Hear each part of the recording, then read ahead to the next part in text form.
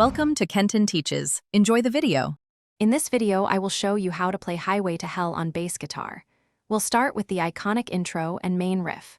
The song is primarily in the key of a major, making it accessible for many bassists. You'll mostly be playing root notes, focusing on the open A, D, and G strings. Pay close attention to the rhythm, which is a driving eighth note feel throughout. This foundational riff sets the stage for the entire song, so let's get those fingers moving.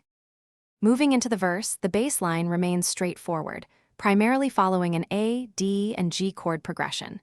Your role here is to provide a strong, unwavering foundation, hitting those root notes clearly. As we approach the pre-chorus, the progression shifts slightly to G, D, and A, building a nice tension before the chorus hits. Keep that consistent eighth note feel going. It's crucial for the song's energy. Focus on precision and a powerful tone. Now for the chorus, where the energy really kicks in, you'll essentially be revisiting the main riff, but with even more conviction. Drive those root notes home, making sure your bass line is felt as much as it's heard. The bridge section provides a brief, yet impactful, change of pace.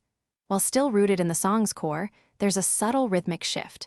Pay close attention to the drums and guitars to lock in perfectly.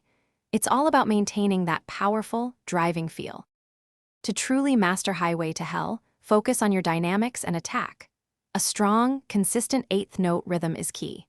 Many bassists use a pick for this song to achieve that signature aggressive tone, but fingerstyle can work too.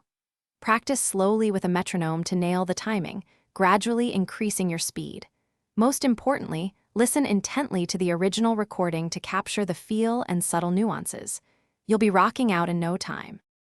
Thanks for watching. Please subscribe if this video was helpful.